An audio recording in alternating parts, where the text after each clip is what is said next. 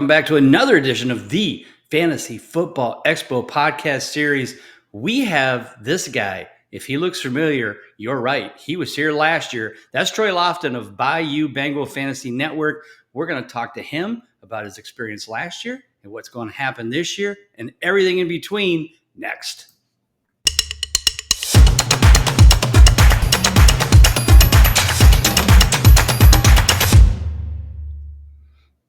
Boom, here we are back.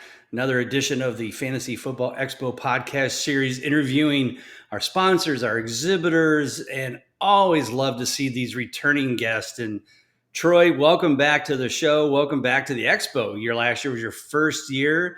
You came in blazing. There were Bayou Bengals things everywhere, stickers and cards and everything. It was awesome. Loved the logo. Love the network that you have out there, podcast series. So Troy, welcome to the show. Tell everybody where you're kind of calling in from, and then we'll take it from there. How you been? Yeah, man, I'm doing good, man. I'm really excited to be here, man. Obviously, to talk to you yet again. Obviously, my second year doing this. First, it was an absolute blast. I'm from Louisiana originally. I live in Alabama now.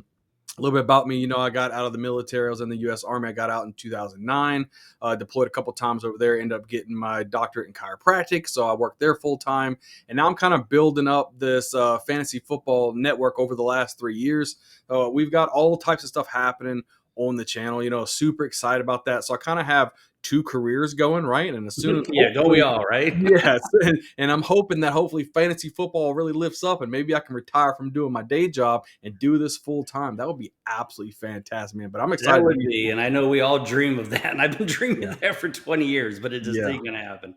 But I'm 3 years from retirement. So that's when I'll be like, okay, now I can do this full time. But that's awesome. Troy, first off, thank you for your service. I know we've talked about this before, and we are deeply in your honor and for all that you've done to serve our country. We appreciate that very much. So let's take a few steps back. Let's go way, way back, and let's talk about when you got started in the fantasy football world. Who pulled you into it? Was you pulled and dragged? Would you jump in with bells on? How did it all go? When did it start? Tell us about that beginning experience of you and your fantasy football life.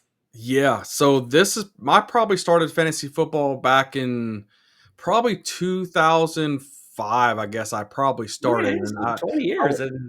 Yeah, I started with a bunch of our Army guys, right? And a lot of it was when we were over in Iraq, and it was kind of limited as far as internet usage, right? So we did a lot of stuff on pen and paper. So we would have our teams, and I think there was 6 of us at the time. It wasn't a very big league at all. Right. And we would, do our draft picks and things like that. And then once a week or so, we'd be able to go to the internet cafe and grab all of the stats. And then we'd be able to plug in and look at all the scores and see who won. And then we'd go throughout. And that kind of built it up for us a little bit until we were able to get back over here into the United States and actually do it on the computers and stuff. Yeah. And it just kind of built from there. And now I've been running probably since now 2006. Now I actually ran my official league where there's 14 teams, and I've had pretty much almost the same people in there, all Army buddies, and we play every single year, and that's what kind of got us into it, and it's been taken off ever since then. But we have a blast with it now, man. That's awesome. Not everybody at a younger age like you are versus me has had the privilege, if you want to call it that, of doing their fantasy football leagues on paper. Yeah. I had to because we didn't have the internet. We barely had PCs at the time. I was using Lotus 123 for all of you who may have not known what was an Excel spreadsheet before Excel. That's what it was. But anyway, that's a super cool story. I love the fact that, you could take your mind off where you were, what you were up to and what you were doing, and, get into a little bit of, fantasy football. Like you said, going to an internet cafe, that sounds so forever ago, but I get it. That's probably all they had over there at the time. Yeah. Troy, talk about now that experience, years of playing, and how it got you to creating the Bayou Bengal Fantasy Network. How did it come about? Where's the name come from? The logo? I mean, I think I have a pretty good idea, but I'm gonna let you tell them. Yeah. Talk about the the start of the Bayou Bengal Fantasy Network. Yeah, so I wanted to go back to my home roots of Louisiana, right? I love my LSU Tigers and my New Orleans Saints, and obviously down at the Bayou, that's what they were saying. We're born in the Bayou, and the Bayou Bengal is the LSU Tigers. So I was like, I like the Bayou Bengal, and then a fantasy network is just pretty much a network of all fantasy football for me. So, like I said, we do redraft leagues, dynasty leagues, best ball leagues. We do season long props. We do so much stuff on our channel. We pop out probably 3, 4, 5 videos every single week throughout the entire year. There's no such thing as an off season over Right. there at the Bayou Bengal Fantasy Network. So we like to think outside the box, and I think that likes to branch out from when I started when I was back in the military, because all of our military buds, how we talk, is a little bit of the slang and probably the not so good words to say all the time, but we're always thinking of the what ifs or Mhm. different things, and we don't really like to do the copycat from okay because they finished first last year, they're going to finish first this year. Mhm. So we like to look at things like coaching changes and offensive line changes and a lot of other things to really build our own analysis of what we think people are going to finish. And trust me, there's a lot of bit of hate online, which probably a lot of people get because they're like, no, you're It is. crazy. There's no way. When I told people that Jalen Hurts was going to be a number one quarterback when he was playing awful, and it ended up coming to fruition. So Yeah. there's a lot of things that we do, but between the military style and how I did things hands on, and we kind of did a little bit of research that way to now is I just try to think completely outside the box, right? So the Bayou Mhm. Bengal Network, it came out from like a Louisiana background, and the whole network in general is just a bunch of different things. Whether, like I said, it's redraft and best ball, and all these things that come together to kind of marry into one happy fantasy football family. So whatever type of information you need, I mean, that's what we're here for. So. Cool. And how many people do you have in your group that do these podcasts? Right now, let's see. I mostly do it by myself, but I Okay. do have. I think there's about 3 of us that I'll get on sometimes, and so you'll see some videos out there with different people, or I might do interviews, or I might do a dual podcast. Because when I go out there to the Fantasy Football Expo, my mod on my channel, he comes with me, and then Oh, we cool. normally do videos together as well. So there's a lot of different things. It's mostly just me. I run it. I do all my editing myself. I do all Mm, my thumbnails myself. I do everything myself, and then I have a couple people who normally help me with some video ideas if they want to come on and make a video with me. But cool. mostly it's me most of Yeah. the time. All right. Nothing wrong with that. I got pretty much what I do, and then I've got a lot of people that help me, in various things. But yeah, it's kind of started as me, and continues to grow. Mhm. So let's talk about the 2024 Fantasy Football Expo. You came in as a rookie, and like I said, you came in with guns ablazing. Everybody knew who you were from the moment we interviewed you for this podcast last year to just being there. You had the swag, you had all kinds of great giveaways and stuff. So Mhm. talk about your first year experience, not only as an exhibitor and what you got out of it, but also just your expectations going in and how they ended up after the weekend.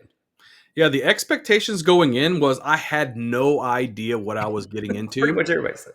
Yeah, so I did there. I was actually one of the few people. I didn't see too many people. I did it in a complete what was like a first time review or video that's on my channel now that you get to see I did, from and that's the very moment. good. Thank Yeah, you. I the moment kept I yeah forgetting the to moment thank I you. pulled out of my driveway, Yeah, I you was drove. recording. Yeah, it's I awesome. did everything. So you kind of see everything between the check-in process to the setup process to running the booth and talking to people. We did a lot of things. You get to meet a lot of great people when you go there, especially people like Debro. He was out there. I got to talk to Hmm. him a lot. Marcus, that I got to talk to him a lot. There's a lot of people out there that you get to meet, that you get Hmm. to see on all these places on YouTube or whatever the case is, and they all come up to you. They'll talk to you like Hmm. everybody. All of us, we're all friendly, and we like to talk to each other. And whatever questions you got, that's what we're here for, right? So as far as expectations, I didn't know what to expect. And when I got there, everybody was so nice and so willing to Hmm. help me. If I had questions, it doesn't matter who it was, they were there, whether it was Scott Fish or it Yeah. doesn't matter who it is. They're Right. there to help you and help you have a good time. And from an exhibitor standpoint, we were doing all types of giveaways, whether it was mini football helmets or we were going and working with Green Gridiron. We're actually we're teamed up with Green Gridiron, and they were able to go with us last year. They make a lot of NFL helmets. I got my Hmm. centerpiece helmet from Green Gridiron. Got a custom Yep. made helmet myself. So shout out to them guys. If you need one, go to Green Gridiron. They're good to have. But Yeah, they are. um, overall, I mean, I had an absolute blast. I even got the Fantasy Football Expo mini helmet from last year. a part of my booth as well. I got one of those. It's really cool. Mhm. But we got all kinds of stuff, at our booth, and I'm hoping to kind of bring some of that to this year to a lot of our booths. Whether we doing mini helmet giveaways or whatever the case is, I'm hoping to just be doing a lot of whether it's giveaways or meeting people, shaking hands, handing out cards, grabbing other people's cards, networking, and just talking to both exhibitors and fans alike, and have a good time. But I had an absolute blast last year, man. I'm looking forward Cool. to it this year. No, that's awesome, and I appreciate the love, and yeah, I miss Green Gridiron. I've been sending out emails to everybody like, hey, anybody, and I haven't heard from them, and I really Yeah, love their product. Love to see them come back. So maybe we'll get Steve in the group back out there for yeah, that. for sure. But no, I totally agree. That's I've been in this industry for over 20 years myself, and it's just one of those things. As every year went by, I met new people, and and this is why the expo was created, to pay this forward, because I Mhm, was in your shoes 20 years back, and people were helping me and giving me a break and letting me write for their channel or their site or go on their podcast or be in their expert league. And mhm. it wasn't for a lot of those folks like a Bob Harris, Howard Benders, Yeah. those kind of people. I would, yeah. So I always felt like, what can I do? And then this expo, and of course, living in Canton, Ohio, and having a very cool Pro Football Hall of Fame and Oh, yeah. everything that goes with it and around it, certainly made it easier. But yeah, I appreciate the kind thoughts and words about this industry, because that's what makes it great. It's not just Yeah. me putting Yeah. this on; it's the people who come and make it that Yep. welcoming for others, regardless if they're new or they've been here for 4 or 5 straight years. Yeah, So and for sure, and being a first time guy, I got broke in good too because I ended up going on stage and talking in front of people with the Green Gridiron crew. So I was on there as a first time guy. I was talking on stage to a lot of people. So I got a lot of great memories from that first time. Like I said, whether it was awesome. starting, standing on the stage or walking around talking to people, making videos with people, doing interviews with people like Debro. We did all types of stuff in it, man. Like I said, if you get an opportunity to go out to the expo, it's like a one in a lifetime type thing that you're going to just want to keep going back and back because there's so much to do and so much fun to be had. It's fun, man. It's a good atmosphere. And another thing I think we want to, and we try to always promote this, is that this is also for the fans. Yeah. So just because Troy's a content creator, I'm a content creator, there's been a lot of talk over the years of, oh, it's just for content creators. Well, it certainly is, but we're bringing them here so that the fans can come in Mhm. and learn from all of these content creators. Oh yeah. In fact, I always say I learn as much as anybody. I'll sit there and listen to, Jeff Ratcliffe talk, or Bob Harris, or whoever, and pick up nuggets of knowledge Mhm. that help me with my fantasy teams. And then hopefully people will listen to me when I talk about the consistency model, and who are the most consistent and inconsistent players. So we're all fans of each other. So Mhm. just because we're talking, and this is all about the exhibitor in Troy and Bayou Bengal fans, if you're out there and you're listening, and this is the first time you saw one of these, this is for you. This is exactly what it's for. So come out, enjoy, chat with all these folks, and just have a good time. I mean, there's no hidden agenda. There's no, it's just come out, go to a couple parties, learn some fantasy football nuggets, tour the Pro Football Hall of Fame. I Yeah, mean, and I does it had get no any better idea, than like, that? I literally thought it was, and even though I heard there was a lot of fans that go, I really thought it was the majority, like, the mass majority, like, 98% of people that are content creators, and I was meeting so many people that came up to me, and I asked them, "Hey, do you do content?" And some are like, "I do absolutely nothing. I just watch content. I don't produce Right. anything." The amount of people that were just fans of fantasy Hmm. football, it blew me away at how many are there, and I'm hoping we Yeah. can get even more this year, more next year, and just keep doing it to where then all of a sudden the fans are the mass majority over the content Well, creators. right. That would be And fantastic. that's exactly what that we're trying to do. I mean, to be honest with you, we probably went from 2021, it was 70%, Mm, 30% fans, 70% content mm, creators. I feel like we're at that 50-50 mark, but I mhm. want to start pushing it the other way. I Yep. mean, my goal would be like 70% fans, 30% content Oh, yeah. creators. Not because we have less people, we have more people, and it's just the fans make up a bigger content. You're right.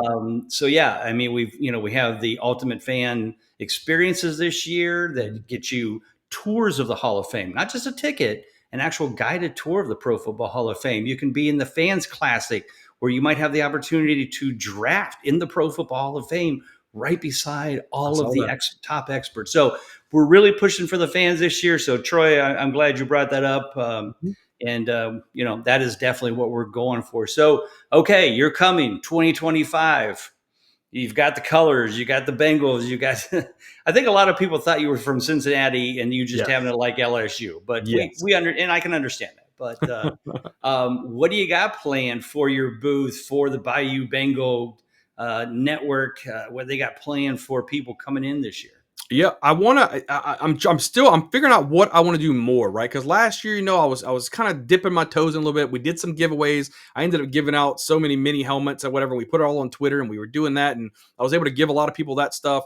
So I don't know what I want to do yet, but I want to do something a lot bigger. I want to do something that's going to help people and say, oh my gosh, this is pretty cool. I got this from Troy or whatever the case is. So I'm not really sure yet, but I think I'm going to come up with something to make it interesting, to make it exciting. And that way everybody can just have some fun at the booth. So I don't want to necessarily always do, mini helmet giveaways or whatever, but I just want to do something. So I'm just kind of touching and feeling, seeing what people may want. And then that's what I want to provide. So I want to rock it out. Yeah. I always tell people, walk around the house and see what you use, like the one year we gave away Expo twisty jar grippers. We've done, magnetic helmets that are bottle openers that you put on your fridge, because those are the things that we use and we keep. We all have 6,000 koozies. So, while I know koozies are cool, to be honest with you, we still have so many koozies that people have ordered for us to put in giveaways or in swag bags. We're still giving away for free from 2-3 years ago because nobody takes them. And I know it sounds like, oh, well, everybody needs a koozie. You're right. We do. But we all have 10,000 of them at home. We don't need any more. No. Please don't do any more koozies. No. But anyway, Troy, no, that's great stuff. So Troy, tell people again about the network. Where do they find it? When your shows come out, how they can kind of get involved, your Twitter, your Instagram, whatever you've got, so that everybody knows to follow you now on social so they can follow you all summer leading up to the expo. Yep. We are our main thing is all on YouTube, and you can get a video almost every single Monday, Wednesday, and Friday. Nice. And then I try to sprinkle in things like, I think coming up this next week, we have one Monday through Friday, Saturday and Sunday. I think we have 7 days straight of videos. So awesome. We try to at least do Monday, Wednesday, and Friday. And they like I said, they branch from anything, whether they're I think our Dynasty tiers have just came out. Our Dynasty rankings are now coming out. We've got mock drafts coming out. We've got all types of things that are coming out on the channel. But like I said, at least every Monday, Wednesday, Friday, you could find that. You can also follow us over there on Twitter or X, whatever you prefer to call it. Instagram, TikTok. You can find us on all of that stuff. We're posting all types of videos to help you dominate your league, to set the best lineups possible. We're trying to prepare you for your own drafts, whether it's a dynasty draft or a redraft. We want to prepare you the best way possible, thinking outside of the box and not just having this cookie cutter ranking sheet where you just say, okay, this is the next guy you pick. I want you to critically think of what you need to best help your team and who's going to do the best for you. And that's kind of what the whole network is about. And like I said, mainly find us over there on YouTube. Go smash that subscribe button. We really appreciate it. Love it. Love it. Everybody do what the man says. Get out there. The man served our country. The least you can do is go subscribe. It doesn't cost you anything. Do it for him, and do it for the fantasy network, for the football advice as well. So, Troy, once again, thank you. I really appreciate you coming back this year, man. Can't wait to see you in August in Canton, Ohio. Yes, so, of course, I'm Bob Lung with the Fantasy Football Expo. We are here all the time, every week, with lots of new exhibitors, new sponsors, and more are coming. And so don't forget to check all that out. Make sure you're already in the system. Maybe if you haven't got your tickets, go get them. The price is going to go up on May 1st. So I know that sounds like, oh, that's a long time ago. It's going to come quick. Get your tickets now before they start going up in price. And then we're going to start sending out newsletters. We got all kinds of fun things coming this year. So once again, Troy Lofton, Bayou Bengal Fantasy Football Network, Bob Lung, Fantasy Football Expo. Everybody, take care. God bless. We'll see you soon. Thanks for watching. Lock in your 2025 football tickets now at thefantasyfootballexpo.com. Hit subscribe and check out one of these excellent at FF Expo videos next.